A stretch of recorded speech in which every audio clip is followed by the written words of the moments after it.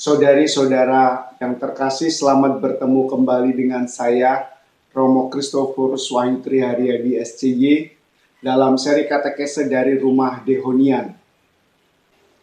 Pada video seri katekese Allah menciptakan manusia yang lalu, saya mengulang apa yang Bapak Suci Benediktus ke-16 katakan.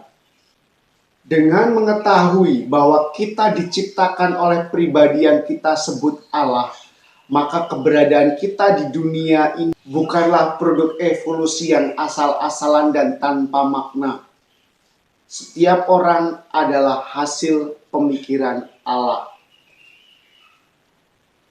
Nah, pada seri katekese kali ini, saya mengajak Anda sekalian untuk mengenal apa yang menjadi tujuan dari keberadaan kita.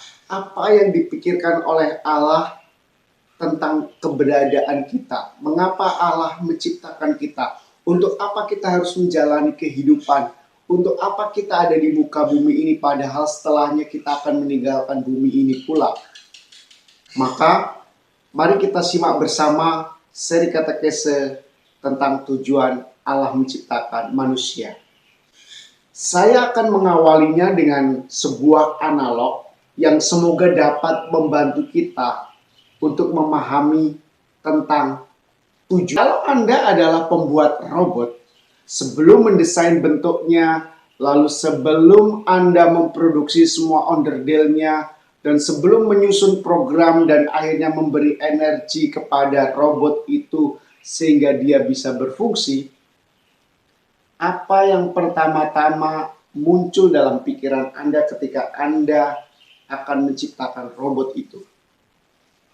Biasanya para penemu atau pencipta akan berangkat dari ini. Untuk apa aku membuat benda ini? Untuk apa aku harus menciptakan robot? Mengapa aku perlu membuatnya? Andalah yang tahu tujuan, maksud, dan fungsi dari ciptaan Anda. Anda adalah si pencipta, dan robot adalah ciptaan Anda. Tentu Anda menginginkan robot yang Anda ciptakan tadi dapat berjalan seturut maksud dan tujuan dari Anda. Kalau seseorang bertanya kepada si robot, ngapain kamu di sini? Mengapa kamu diciptakan? Robot bisa saja bingung untuk menjawabnya. Robot bisa mengatakan apa saja tentang maksud keberadaannya. Terserah dia mau mengatakan apa saja. Tetapi siapa yang tahu dengan persis maksud, tujuan, dan fungsi dari keberadaannya? Jelas si penciptanya, bukan? Robot dapat mengetahuinya dengan benar kalau diberitahu oleh Anda, si pencipta. Analogi tadi membantu kita untuk menyadari hal ini. Kita adalah ciptaan dan Tuhan Allah adalah penciptanya.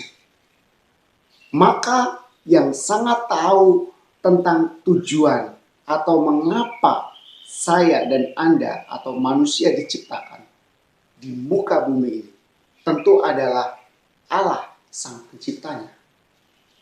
Kita boleh membuat aneka ragam tentang alasan mengapa kita ada di muka bumi ini, tentang keberadaan kita di semesta ini. Tetapi yang paling tahu mengapa kita terlahir di muka bumi ini adalah Allah. Katekismus Gereja Katolik mengatakan tentang maksud dari penciptaan demikian. Berdasarkan keputusannya yang dibuat karena kebaikan semata-mata, Allah telah menciptakan manusia dengan kehendak bebas, supaya manusia itu dapat mengambil bagian dalam kehidupannya yang bahagia. Karena itu, pada setiap saat dan di mana-mana ia dekat dengan manusia. Allah ingin membagikan kebahagiaan yang ia punya, kasih sempurna yang ia miliki kepada manusia, supaya manusia ciptaannya turut merasakan apa yang ia rasakan, apa yang ia alami, yakni kebahagiaan abadi. Namun harus kita akui bahwa kita akan sangat kesulitan untuk menggambarkan kebahagiaan yang Allah maksudkan seperti apa. Banyak pendapat yang mengupas apa itu bahagia. Ada yang bilang, aku bahagia kalau aku senang. Ada lainnya lagi mengatakan, aku bahagia kalau aku bisa menikmati traveling, jalan-jalan, bisa belanja barang-barang. Ada yang bilang dia bahagia kalau hidupnya berkecukupan, makanan berlimpah, bisa berpesta pora. Ada yang bilang bahagia itu sederhana kalau bisa selalu bersama dengan orang yang dikasihinya. Tetapi ada juga yang bilang bahwa kebahagiaan itu menyangkut prestis. Bahagia itu kalau hidup tidak ada gangguan. Kalau hidup itu jauh dari penderitaan. Kalau hidup itu tidak ada penyakit. Atau bisa juga bahagia itu perkara panjang umur.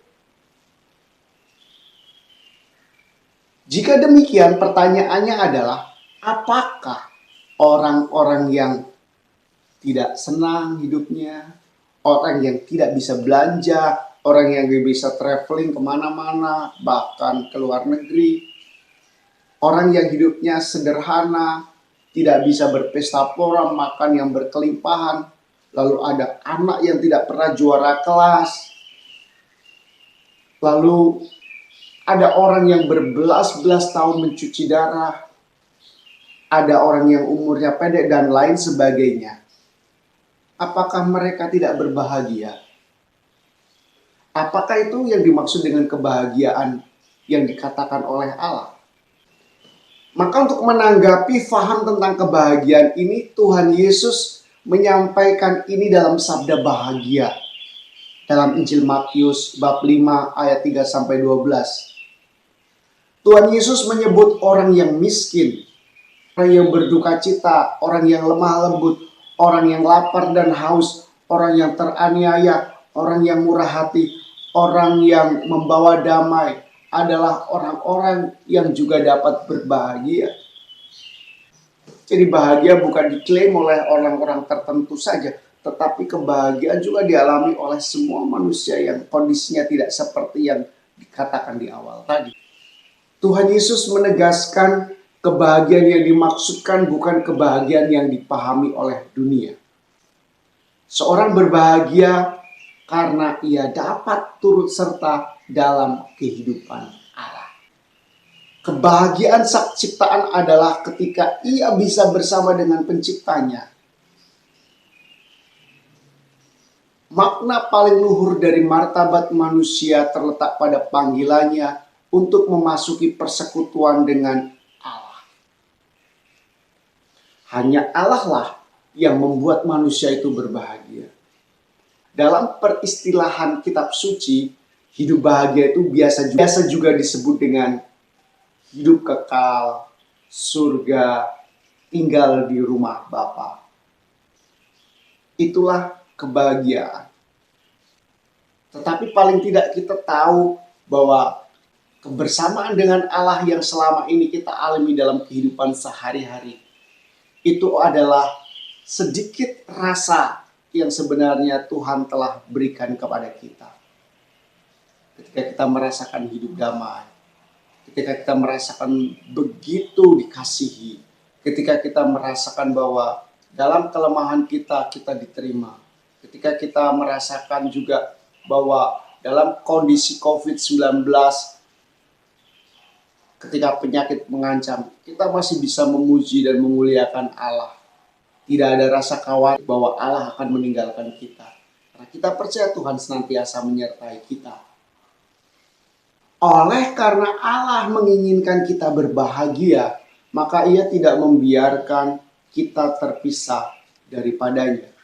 Ia mengutus Yesus putranya, Sang Sabda, penebus dan penyelamat dunia, datang kepada kita, supaya yang sudah jatuh dalam dosa diambilnya, dibawanya kembali ke pangkuan Bapa. Ia memanggil semua orang ke dalam gerejanya, dan melalui karya Roh Kudus, Ia mengangkat semua orang yang telah mengenal putranya, yang telah bertobat untuk menjadi anak-anaknya dan pewaris kehidupan abadi. Saudari-saudara, itulah tujuan mengapa Allah menciptakan kita, yakni Allah ingin supaya manusia turut dalam kebahagiaannya. Allah ingin supaya manusia tinggal bersamanya.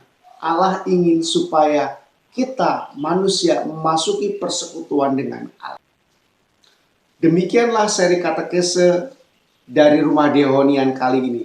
Jangan lupa terus ikuti seri-seri katekese yang lainnya yang bisa Anda temukan dalam channel YouTube Rumah Dehonian. Semakin kita mengerti, semakin kita terberkati.